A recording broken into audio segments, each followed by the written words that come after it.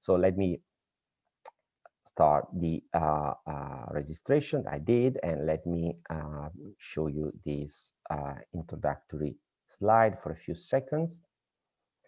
Here we go. So this is about the treatment of the data.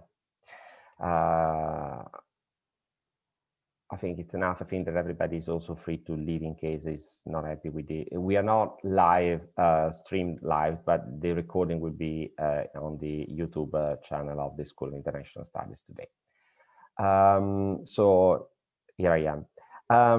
So let me start by spending a couple of words on our guest that I would like to thank for being with us today.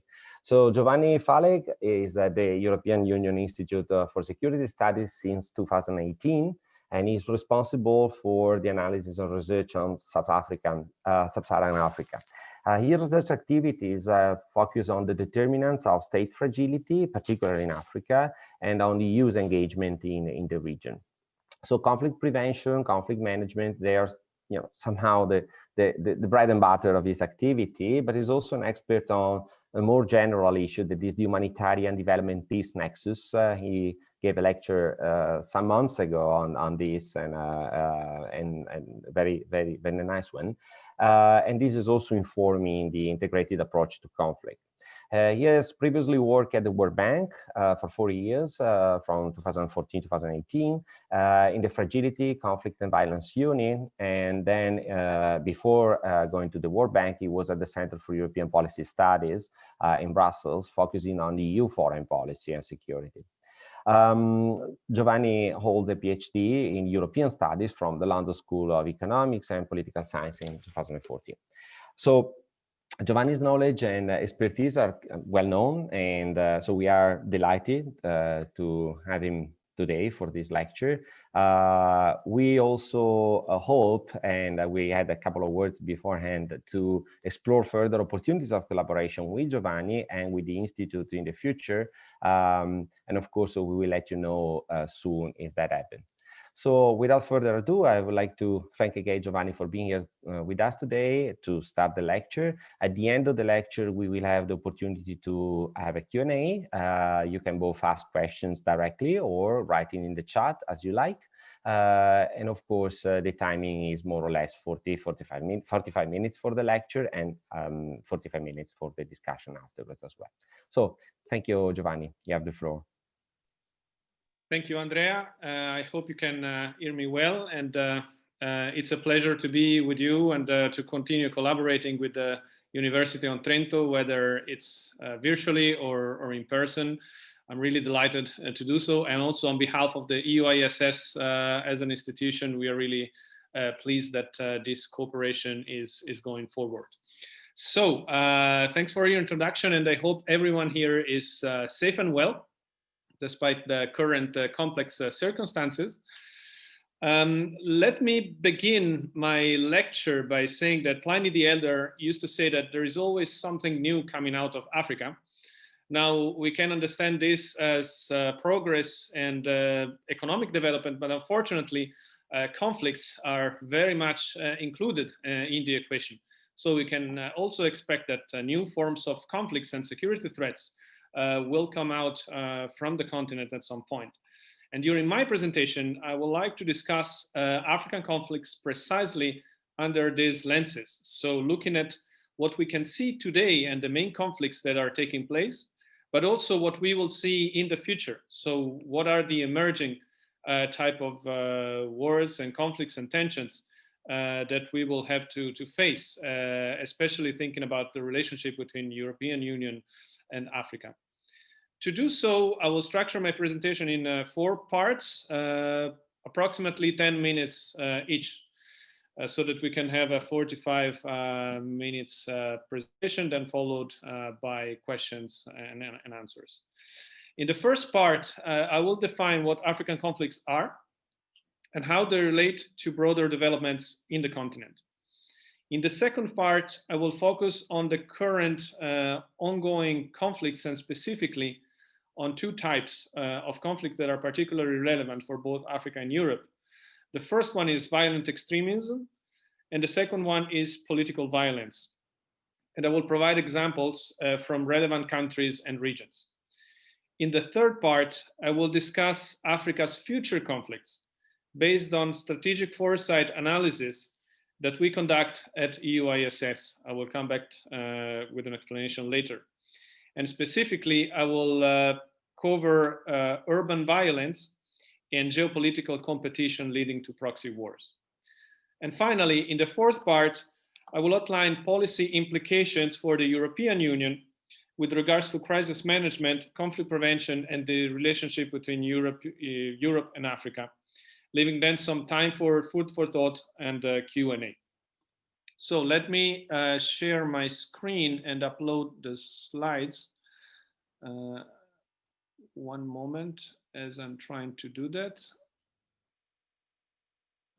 All right, I hope you can all Yes, we can see my screen and the presentation that I just uploaded. Andrea, can you please confirm? Yes, it's wonderful.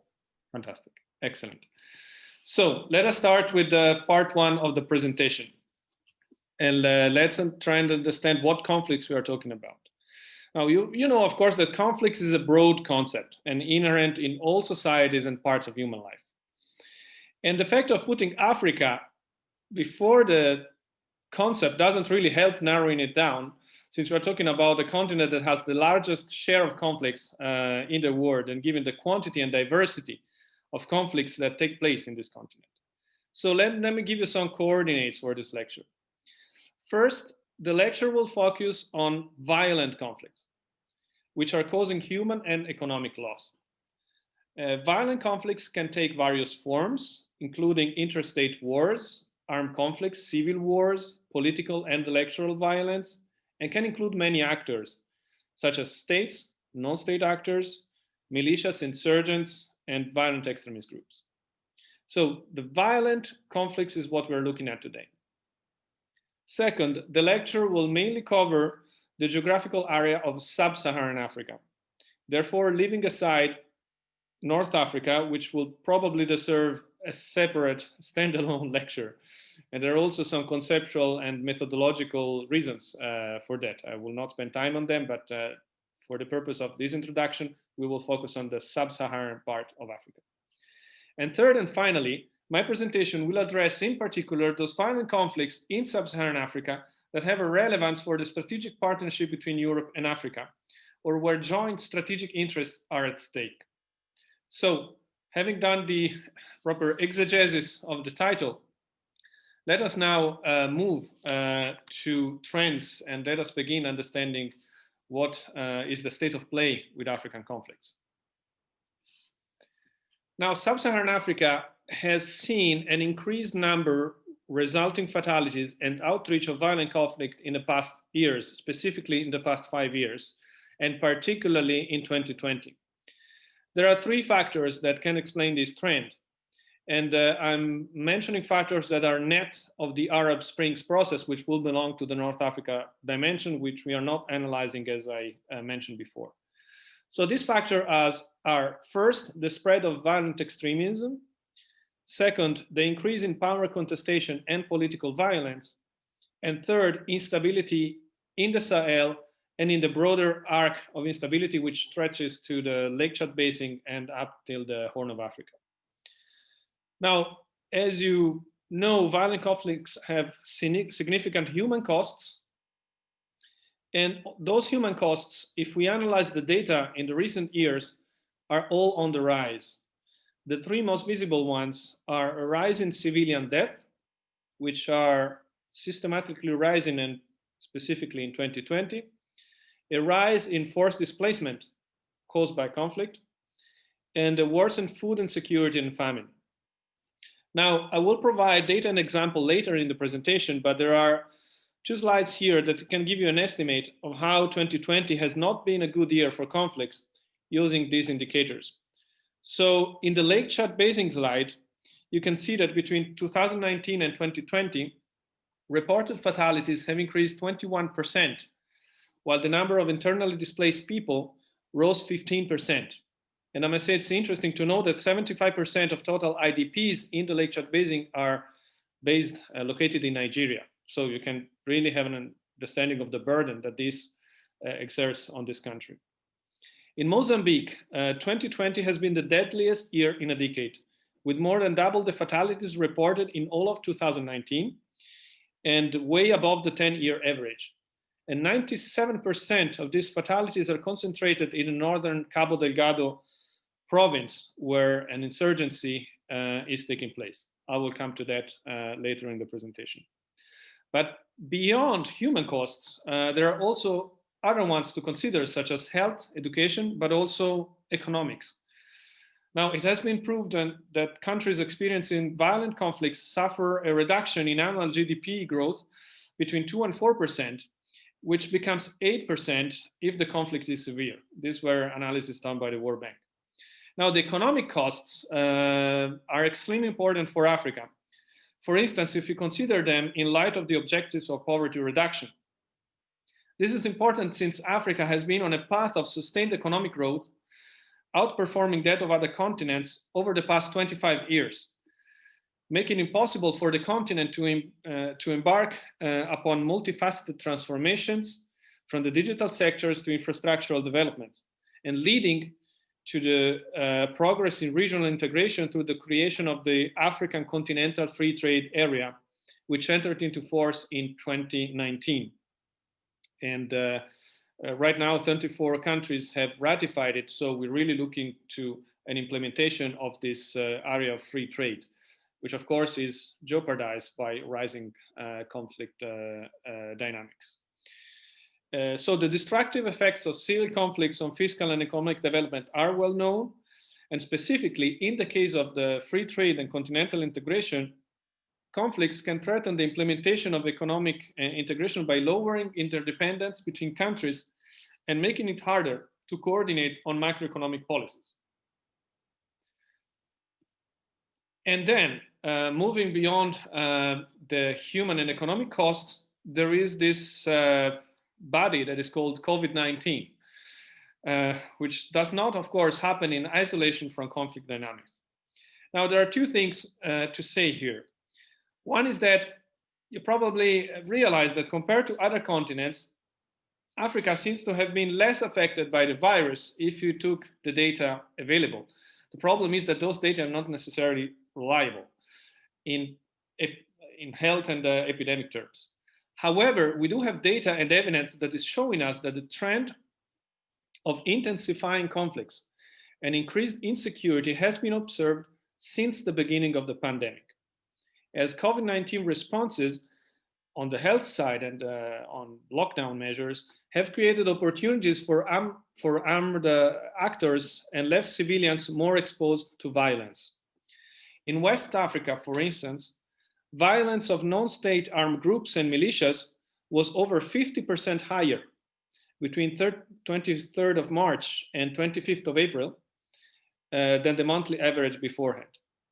Boko Haram has also capitalized on the COVID-19 crisis, conducting more deadly attacks on armed forces as well as civilians. And counter-pandemic measures have also complicated and in some cases interrupted existing peace negotiations and pose very deep operational challenges for international peacekeeping missions and mediation enterprises. So, for instance, the footprint of forces to protect civilians have been reduced in contexts such as South Sudan and Mali, making those countries more vulnerable to armed violence. And here, perhaps the August 2020 Malian coup d'etat can be also mentioned as an example. Now, if we take this overview of conflict dynamics, it is almost self-explanatory to see what is the impact that all this can have on the relations between Africa and Europe. And it is way more than just the political nexus between instability and migration moving towards Europe. EU-Africa relations are a strategic juncture. The EU is working on a new strategic approach towards Africa on the basis of a joint communication that was released in March 2020. This year is also marked by the negotiations on the post-Cotonou agreement between the EU, African, Caribbean, and Pacific countries. And also there is the process leading to the African Union, European Union summit, which is expected to define joint strategic priorities between the two continents and the revamped partnership between Africa and Europe. This happens at the time where there is a new narrative in Africa taking place, understanding the continent as a land of opportunities that has emerged not just in Europe, but elsewhere in the world. And so global actors and Europeans are trying to look at Africa through fresh lenses, emphasizing investments and economic opportunities and deal and cooperation. And this also leads to a pattern of multipolar competition. We have called this the new scramble for Africa. And we can easily understand that some conflicts, especially if trends, as I described them, are warring, can have very destabilizing effect on these new dynamics and affect not just Africa, but global geopolitics more in general because of the growing centrality of Africa in the international system. So this really prompts us to try and understand how these conflict dynamics can have an impact on Europe-Africa relations in a multipolar world. So what do I want you to retain from this first part? First of all, first point is that Africa violent conflicts are on the rise, and COVID-19 has exacerbated the pre-existing trends. I've shown you that there are high human and economic costs of violent conflicts, which, by the way, makes prevention a policy priority. But those conflicts also become more complex, diversified, and unexpected, making prevention more difficult. Now, violent conflicts also stretch beyond the so-called arc of instability, which is Sahel, Lake Chad Basin, and Horn of Africa, as we see more and more events and violent extremism, for instance, in Central and also Southern Africa. Let me now move to the second part of the presentation, which is to analyze Africa's main conflicts. And as I told you, we will look into two specific types of conflicts that bear specific relevance for the purpose of our lecture and for the strategic partnership between the two continents. Violent extremism first. Violent extremism refers to organized violent mobilization that aims at disrupting and replacing existing state authority with an alternative totalitarian governance system. Those groups can be analytically separated from other armed groups by their nature and by their ideology, and they are not necessarily attached to a specific religion or ideology. But that said, even if there is not that conceptual and analytical link with religion or an ethnic or ideological affiliation, because of a complex causal chain involving radical Islamism and global politics, it is true that current violent extremist trends in Africa mainly manifest in the spread of groups that are affiliated with radical Islamism. Now, violent extremism keeps spreading in Africa, becoming more adaptive and more resilient. And this is happening despite years and years of efforts by governments and international actors to prevent and counter it. So one could argue that the measures that were implemented by actors such as the European Union or individual member states are not really proven effective in the reality check. There are old players in the violent extremism circles, such as Al-Shabaab, Boko Haram, Al-Qaeda, and Islamic State, that have remained resilient in the countries where they first emerged. But many of these groups have also expanded their attacks and influence in areas and countries that are beyond these hotspots. And this also led to greater fragmentation of these violent extremist groups. For instance, recent data from ACLED, as well as from our own EOSS research, show that there is a dangerous expansion into West Africa coastal states, into Central Africa, specifically in DRC, and in Southern Africa, specifically in Mozambique. And here, mega trends such as climate change and ICT development, continuing governance challenges, and the COVID-19 crisis are really making it easier for these groups to scale up their activities.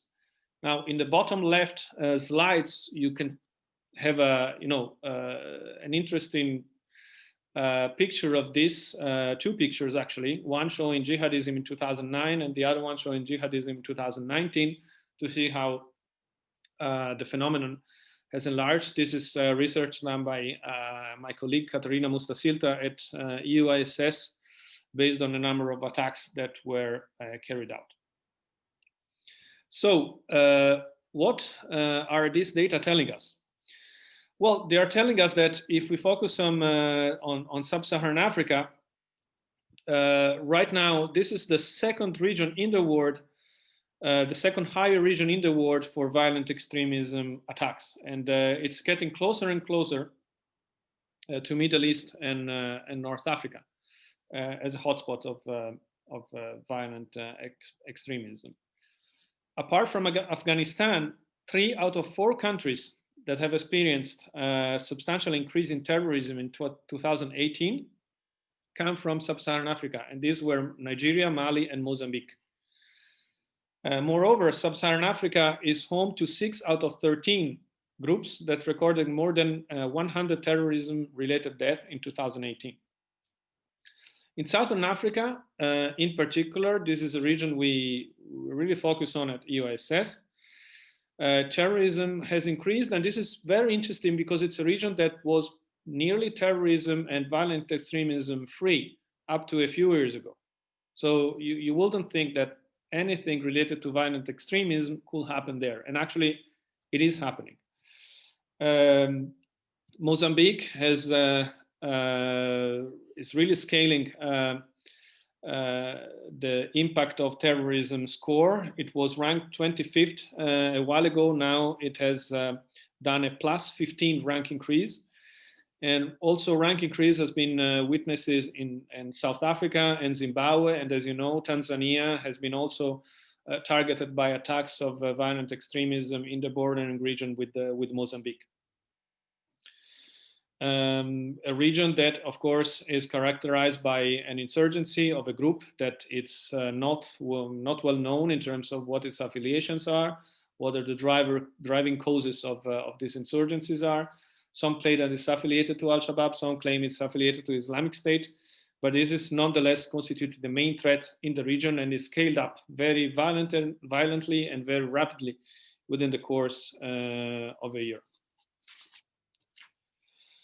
The Mozambican security and military forces have so far been unable to really address this problem.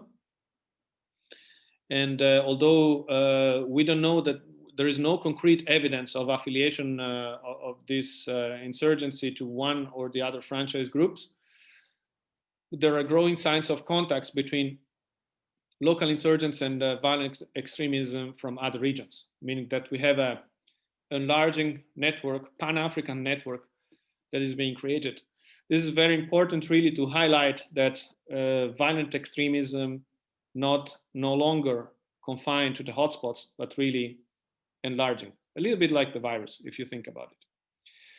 And in the whole continent, therefore, violent extremism is going out of control. And countries like Nigeria, Burkina Faso, and Somalia are really struggling to contain the enemy. And also, if we take it vis-a-vis our conflicts, the data are alarming. Out of 18 African countries involved in armed conflicts, 10 face a militant Islamist violent extremist group. So we're really talking about the majority of countries that are dealing with this threat. Aside the classic structural vulnerabilities, such as vast peripheries of countries with little state control and poor governance, the upsurge of violent extremism across heterogeneous countries and areas of Africa reflects a certain capacity of these groups to adapt, to change their strategies, to be resilient and to be fast in adapting to circumstances and different socio-economic environments. Now, state weaknesses and existing civil conflicts allow violent extremist groups to penetrate a region or country more easily. For instance, as it is the case with the porous borders between Burkina Faso, Benin, Togo, and Ghana. And this facilitates territorial control. But often this is done also through a certain amount of interaction with the society, which allow extremist groups to establish governance structures and act as the authority within that territory, and so providing governance in lieu of the state authorities, and in collaboration in some cases with local institutions. So states' failure to improve the quality and efficiency of governance provisions, particularly in the fields of justice and health and education, really is something that is pushing violent extremism to expand. And it's a strategy that is effective for violent extremist groups as much as the military side of it. So really two things going hand in hand. On the one hand, military strategy, on the other hand, acting as a governance actor. I will come now to the second type of violent phenomenon that we'd like to analyze, which is political violence. What do I understand by political violence? This is the use of force by a group with a political purpose or motivation. This can include violent actions, but also protests and non-violent activity. And actors typically are state forces, rebel groups, political militias, rioters, and demonstrators. And electoral violence can be really included in this definition. Now, state-based conflicts in Africa have increased in absolute terms and also relative to other regions over the last decade. And 2019 saw the highest number of state-based conflicts in the continent since 1946. So even if you talk about political violence, we have a skyrocketing data. Just to give you an idea, nearly half of the state-based conflicts in the world in 2019, so 50%, were based in Africa, and namely 25 out of 54. In many instances, what political violence tells us about the state of conflicts in Africa today is that democratic transitions and the waves of democratization that we have seen in Africa, especially in the last decade, are very fragile, despite the hopes of reformism and some leaders that have tried to go on the right path in terms of reforming their countries. But still, those transitions are very, very fragile, and this reflects in political violence, whether it's manifested at the polls in the event of fraudulent and violent elections, or whether it's about ethnic conflicts that take place in countries. There is certainly no shortage of political conflicts that can be discussed, from Ivory Coast to Nigeria. But I think one is particularly interesting because it's taking place today and have very important repercussions for the region and also for Europe, which is the ongoing war in Ethiopia between the federal state and Tigray. What is so special about Ethiopia? Well, first, it is the second most populous state in the African continent. So repercussions in the human costs that I was mentioning before are huge. Addis Ababa, Ethiopia's capital, is Africa's political hub where the African Union is based, and Ethiopia is generally a promoter of regional integration and the main player in East Africa, also in mediation terms, diplomatic terms, trying to resolve conflicts that affect other countries from Sudan to Somalia. And Ethiopia, if we think about the European Union, is also the first recipient of EU development aid. So it's a country where the European Union really invests a lot in terms of sustainable development. And last but not least, the Prime Minister Abiy was recently awarded the Nobel Peace Prize. This is a political fact, but still it makes us wonder how come that the country now fell into almost a state of civil war. Now, to give you the long story short, again, this will also deserve probably a separate lecture. But Ethiopia has been a multicultural federation based on ethno-national representation. You can see that in the slide on the bottom left. The EPRDF coalition is composed of these 4 political entities, but despite the multi-party nature of Ethiopia's political system, for decades, this ruling alliance was dominated by the Tigray People's Liberation Front, the TPLF, which has dominated the Ethiopian political scenes for 2 decades. Now, in 2016, a conflict broke out for several reasons. There's no time to explain them right now, but can probably discuss in the Q&A. And this led in the spring 2018 to something quite remarkable for both Ethiopia and for Africa, which was a peaceful transition of power from the TPLF to an Oromo politician, an Oromo leader, Abiy Ahmed Ali, who was appointed as new prime minister, precisely to allow for more sharing of power with non-TPLF members of the alliance. And this was done, of course, in an attempt to mitigate conflict and avoid extreme fragility. Abiy sought to accelerate and boost this process of the conflict resolution, but also reformism, by really embarking on a path of democratization, expanded political freedoms, introducing market liberalization, and developing a new approach to foreign policy that led inter alia to the peace deal with Eritrea, factors that all gained him the Nobel Peace Prize. Now, what these reforms were expected to address was to put an end to Ethiopia's vulnerabilities and speeding up democratization and economic growth. Now, the opposite actually happened. These reforms, in a way, somewhat contributed to weaken the state even further. It doesn't mean that it was wrong to implement these reforms, but they didn't actually lead into sustainable democratization or more stability.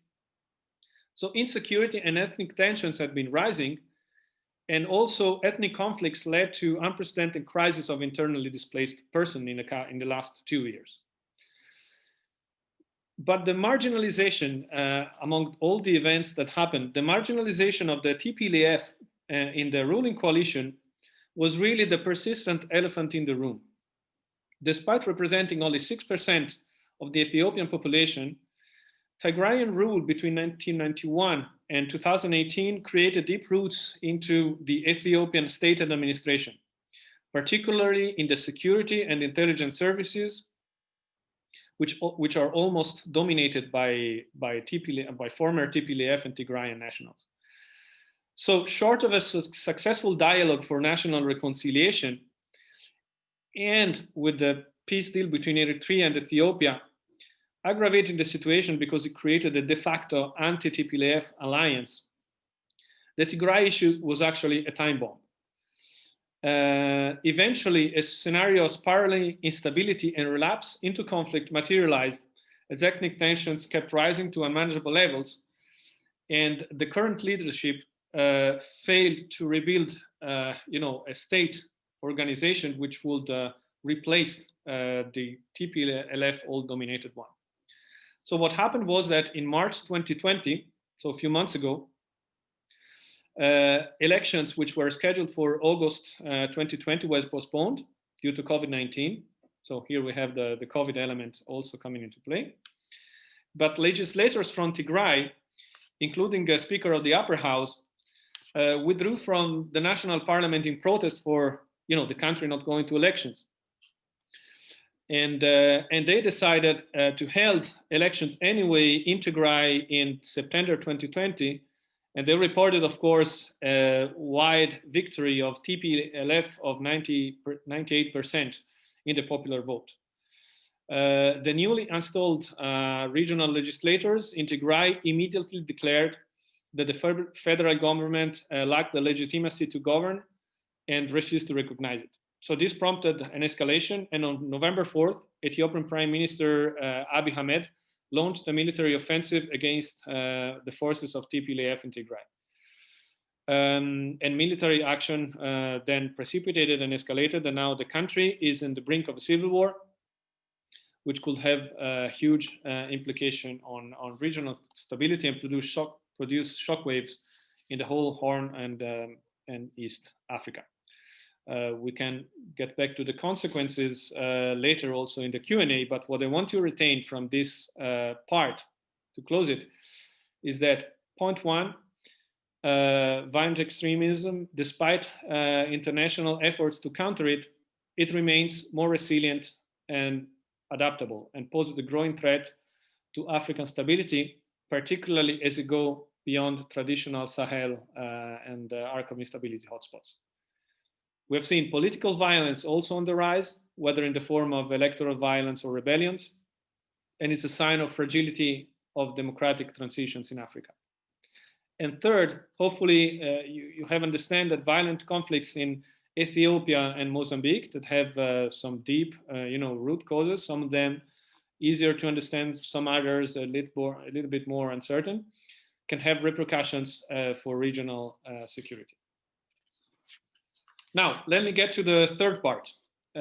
So we have seen in the first part that Africa is a continent in transformation, and there are some conflict events that we can see now that are clearly in front of us and that need to be addressed.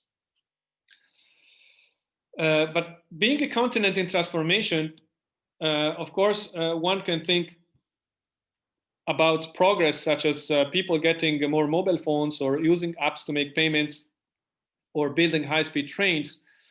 But it also means that these conflicts eventually at some point will give way to new forms of violence and conflicts. And that will expand very fast. So in a continent that is experiencing high-paced transformations, conflict will really have to be taken into account in this pace of change. So anticipating what future conflicts may be and be able to prevent them is really crucial, in addition to try and resolve the current ones that we have seen before. And this is what keeps us namely busy at EUISS. We call it strategic foresight. It's about allowing policymakers to better be prepared for future uncertainty. Now, there are two products in particular that at EUISS we have worked on. First, 1 year ago, we have launched an African Futures Task Force with 12 partner institutions from Africa and in Europe, exploring trends affecting the future of Africa until 2030. And the report will be published in January next year. And second, EUISS also have a flagship publication which is called What If, which creates scenarios in all our research areas about potential developments that can have deep strategic impact. I'm telling you this because the two types of conflicts I will discuss now are based on the research that we have done at EUISS in preparation for these products. And I would like to discuss them with you. So the first one is urban violence. And you have the nice graph here, which I will come back to that later, but explain a very interesting trend.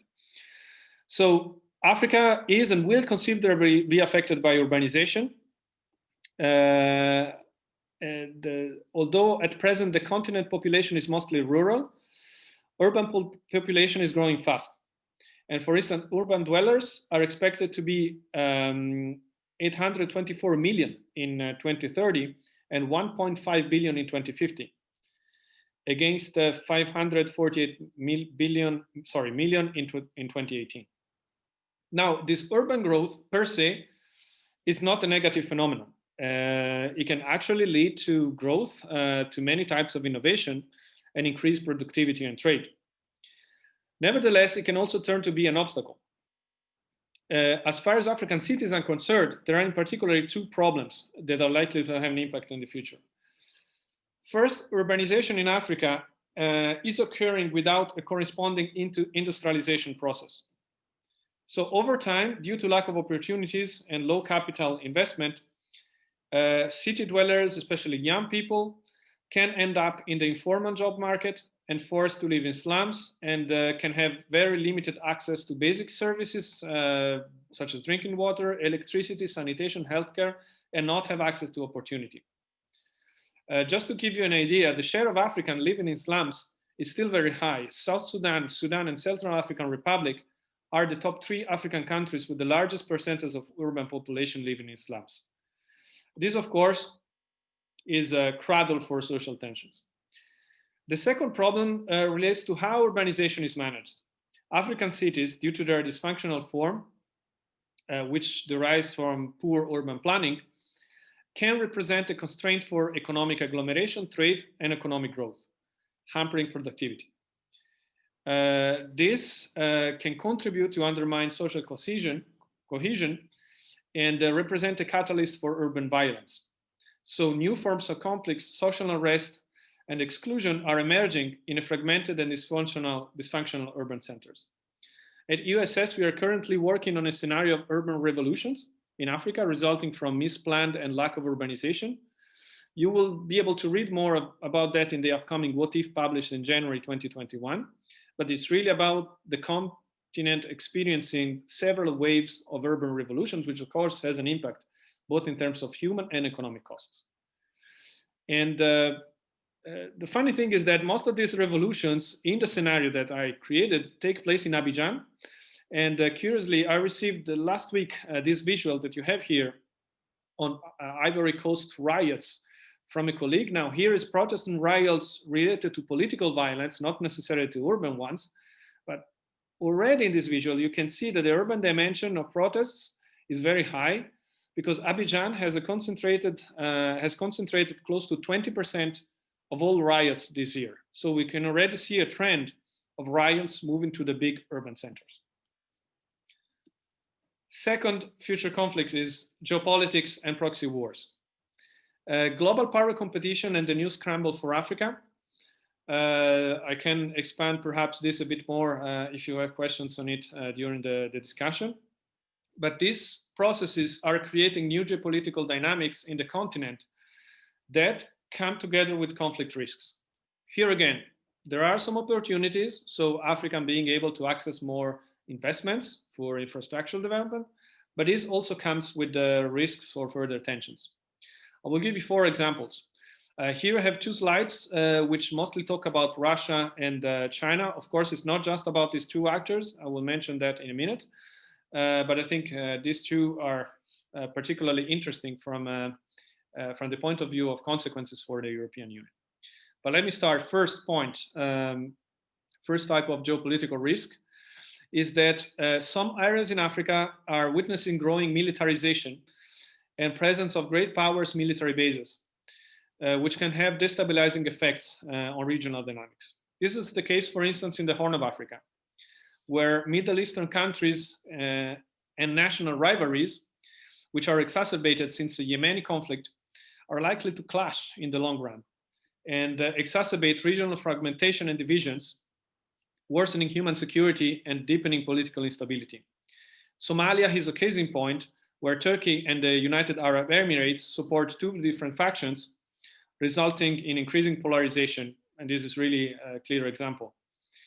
And in this, what seems to be a zero-sum game, the harmful mix of economic pressure and hard power could really push the region to move forward without a clear common agenda and being at the mercy of rapid shifts in balance of power.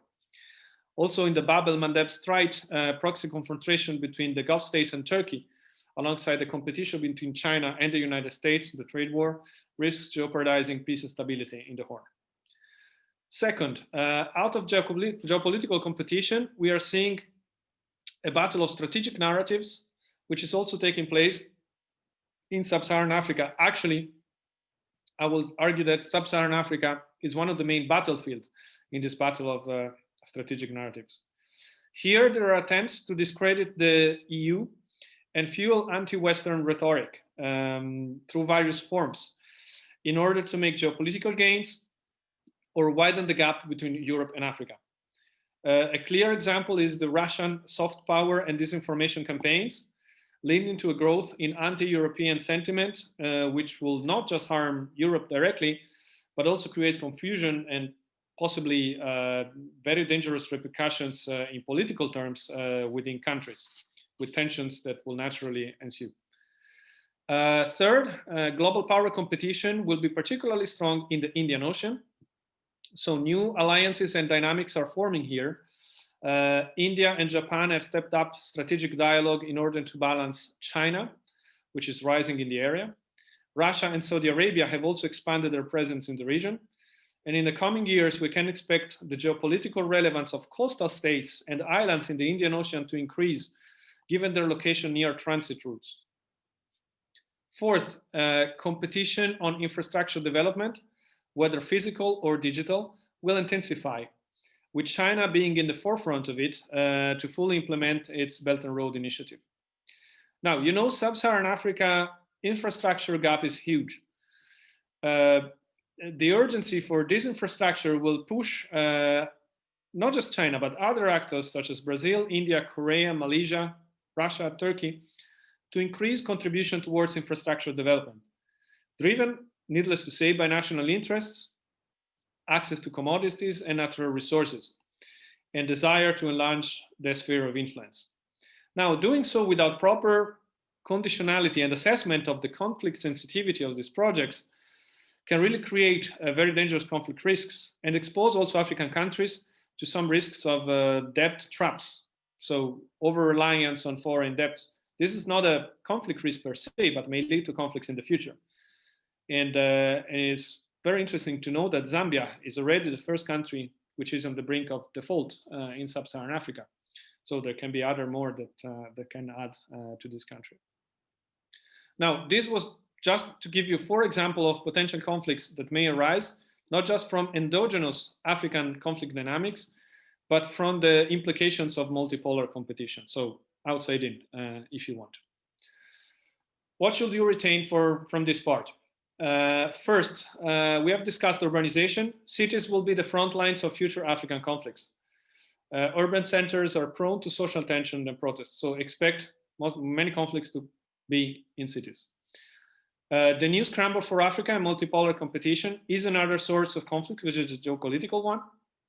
The Horn of Africa is seeing growing militarization and is particularly exposed to the risk of proxy wars. And similarly, competition will intensify in the Indian Ocean. And then I've showed that conflict risks, can emerge out of infrastructure development, debt trap, and soft power competition. And I really want to stress here this battle of narrative thing, because in this soft power dimension, which one can perhaps underestimate because it's not like a typical military attack, but a lot of damage can be done down the road. Let me now get to part 4, which deals specifically with the implications for Europe and the role of the European Union and its member states. Now, I have spoken a lot. I think it's already some 45 minutes past my presentation. So what I'm going to do probably is to show you these few slides and give you some food for thought, and maybe then we can discuss what is the potential role of the European Union, what can be improved in the way the European Union address or try to prevent these conflicts. So the first slide you see here on the right part show you EU member states' military deployments in Africa. And on the left, you have the European Union deployments under the Common Security and Defense Policy. So you have sort of the unilateral member states' activities and the common ones. Now, which means that this is the bulk of European hard power and provision of security. It's all here, basically. Now, I would like you to ask to reflect on this map based on the elements that we have discussed, and namely on the following questions. First, what is the geographic focus of EU and member state deployments? Think about the points that I was raising before and look at the geographic distribution of those missions. Are we, as EU and as EU member states, are we really hitting the nail on the head? Are we covering the areas that are important for our strategic interests? In some cases, yes, because you see that the Sahel is widely addressed, but maybe in some other cases, no, we're still lagging behind in terms of being able to ensure some provision of security or build some capacities. Then second point, also these slides give you a short overview of the capabilities that are required to ensure impact on the ground. You can see a mix of civilian missions, military missions, operation bases, military installations. So This is also an element of discussion. And also important is the capacity of these operations to respond to highly adaptive and resilient threats, as in the case of violent extremism or emerging challenges such as urban riots.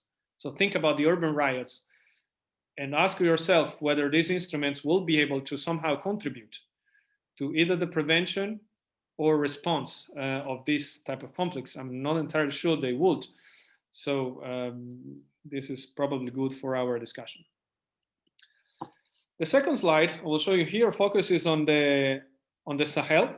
So we're not talking about wide sub-Saharan Africa, but just one part of it, the Sahel.